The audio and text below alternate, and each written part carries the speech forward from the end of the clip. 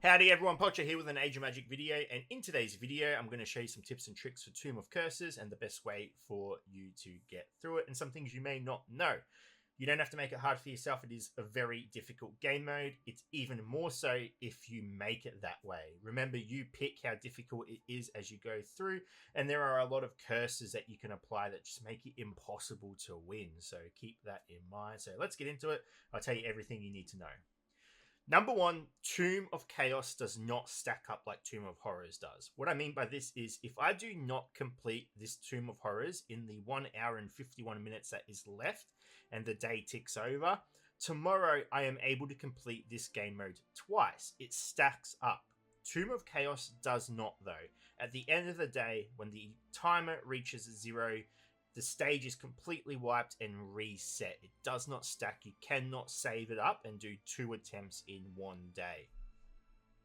Tip number 2, when you enter a node, you are given a selection of curses. If you pick a harder difficulty, you will get better rewards. However, there is no harm in always trying the hardest difficulty it offers. If we go into the match, for example, what I want to show you is that if we get to a position where I feel like I'm going to die, and you cannot do this on auto, you need to do it on manual. But if I'm playing this game mode, for example, and all of a sudden they kill my Ramfort, they kill my Bliss, they kill my Ever, there's anti-res on the team, I'm not going to win. I can simply escape, get out of this match, and reset. There is no punishment whatsoever.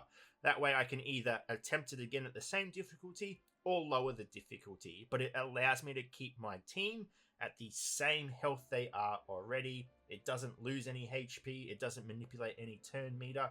It also doesn't weaken the enemy, so it also resets the enemy. So when I go back into that node, the enemy is going to be back at full HP, so just keep that in mind. But it just allows you to attempt the hardest difficulty and get the best rewards. And if you can't win, lower it and then move on to the next node. Tip number 3 is don't be afraid to throw heroes away. So if you are gunning for the better rewards and you get to a node where you just cannot win, but it's maybe towards the end of the run and you really, really want those rubies, you want those blue crystals, you just want them. What you can do is you can pick some relatively strong heroes and go into a lower difficulty. So we're going to go into light difficulty here. There are no curses whatsoever. I have my Historia, so what we're going to do is we're going to buff everybody up. Hopefully she can survive this, so I can actually showcase what's going to happen. We'll get Historia to nuke this Nora. She'll nearly nuke the Karana. And the idea here is that I'm throwing this team away. They are going to die. But what this does is the Nora's back up, unfortunately. Maybe we can get a kill on her still. Maybe not. We'll lose the... We can still show you, though. Maybe we still get the kill, maybe. No? Okay. It's fine. It's fine. We can still show you the example. So I lose this battle now. And we can leave now. And then we'll go into the node again. And I will pick my Cloud Wanderers. We will jump into the second difficulty here.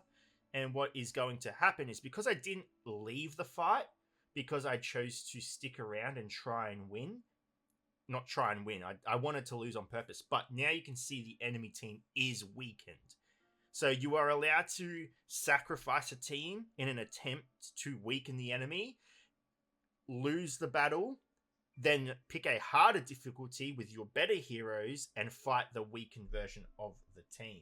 It's not a bug abuse. It's not abusing a loophole. It is designed that way. It is allowed because you still theoretically have to throw a team away or certain heroes. So it weakens you in the process. And from here, we can win the fight and we will get the rewards for that second level. If I can just kill this Karana, there we go. Nice and simple. But you have to lose the battle. So you will sacrifice those heroes, you'll get the rewards, and then you'll move on to the next node. And from here, we're going to go basic. No, we'll go rogue, because I have a lot of fairly powerful rogues. So that is a way in which you can beat certain teams that you get to. It's mainly a better strategy towards the end where the rewards are better. You don't really need to mess around that much at the beginning, but towards the end, definitely a good strategy. If you have a decent team that you know can take a hit but can also deal some damage, lose the fight, then go back in, you'll be sweet.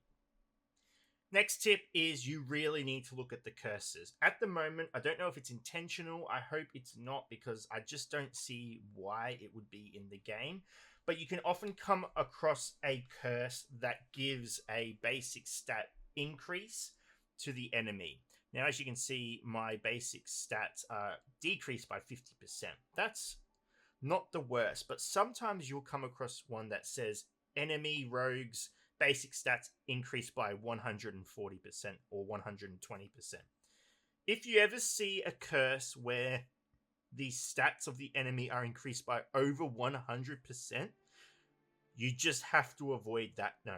You cannot win. There are a very few select debuffs in the game that can damage the enemy, but you're most likely going to lose that fight. Because with the 140 or 120%, whatever it is, stat increase, it also increases the enemy dodge chance to 100%. They will dodge every single attack you throw at them. And yes, there may be some heroes in the game that can attack guaranteed that dodge isn't going to be an issue. But when you consider that the enemy's stats, all their stats are increased by over 100%, that team is going to kill you faster than that one hero is going to be able to kill the enemy team. It's not going to show up on Nightmare difficulty or even Chaos. It can show up on Darkness, and sometimes in that case, the Chaos difficulty or the Nightmare difficulty can be easier than the Darkness difficulty if those specific buffs are applied to the enemy. So you really need to look at the buffs, because there are times where you're probably thinking, I'm going to cruise through on Darkness, just get minor rewards, get all the way through, where in reality, you are bypassing a potential, if you've got the medallions, of course, a Chaos difficulty that's actually easier than the one you're going to be fighting. So start to pay attention to what the buffs and debuffs are, how they affect the champions on the team. And it also plays into the buffs that you pick along the way. So, if you've increased the stats of certain heroes, taking negative hits on some of your other heroes isn't going to be so important. So, for example, if I looked at this first Darkness, and I see that my boss stats are decreased by 50%, my rogue stats are decreased by 50%, and my ranged stats are decreased by 50%, the only one that really stands out to me is the rogue one, because I have invested a lot of resources into my characters such as Banshee, Ciri, Willow. All of those are my heavy hitters on most of my team, and they're all rogues. So knowing that, I might be better off just going to the next difficulty, because I still will be able to get the most effect from my rogues. But as I mentioned in one of the earlier tips and tricks, always try the hardest one if you can, and if you know you're not going to lose, then adjust from there. So I know there's a lot of having to figure out what's going on in this, but over time, these rewards are going to make you stronger by getting more medallions, and it's just worth putting a little bit of effort in. At the moment, this is the hardest content. The rewards are going to pay off in the long run, so make sure you're getting the rewards. Pretty much that's it to it. There is not a lot you need to really grasp in this game mode. It's just paying attention. I will hopefully do a video in the future ranking the buffs and debuffs that you can get from completing a node, and make a tier list of what are the best ones to get. In short, if you have one hero that's really strong, it's always worth picking up a boost to their stats. So for example, like I said before, my Banshees, my Willow, my Ciri, my Rogues are my strongest damage dealers.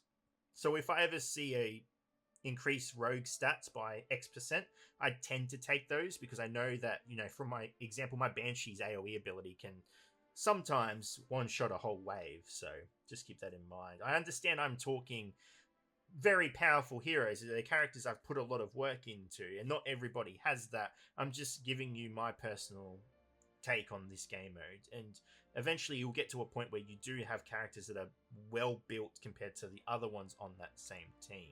So yeah, I'd like to do a tier list on those buffs. Also, blocking certain skills on the enemy is always super good, and increasing defense from magic and yeah, like I said, there's a few that are really good to watch out for, and there's obviously ones that aren't great. So it's common sense really. You'll see it and you'll be like, what's that really going to offer me? One other thing I do want to state as well is, because I have been asked before, is if you do get the buff that increases gear level by 1, 2, or 3, if your hero is already at gear level 15, it will not surpass gear level 15. That will not make your hero stronger. However, if you get to a node where the debuff decreases your gear level, then having that buff that increases your gear level will counter that. So just keep that in mind. Though it may seem like a useless buff to get along the way, because you're probably thinking to yourself, hey, I already have these heroes at gear 15, they can't get any stronger. It's not really there to make your hero stronger in that sense. It's there to counter that debuff. But if you aren't super strong and you don't have a lot of gear 15 heroes or even gear 14 heroes, by all means, the increase in gear is a super good buff, and you should always get that, because the strength between gear 14 and gear 15 is huge. It's night and day, and it can make you run a lot easier. Like I said, don't feel disheartened if you can't beat some nodes. Always go the easier difficulty, but just try and get as much done as you can per day, because the rewards will pay for themselves over X amount of months, days, whenever. All right. Anyway, ladies and gentlemen, thank you so much for watching. If you have any questions, or if you have your own tips and tricks, by all means, leave a comment below. Share it with everyone. Let's help everyone else in the game mode. Share the information and get everyone off to a good start. And until I've messed up my ending. And wherever you are in the world, until next time, please take care of yourself.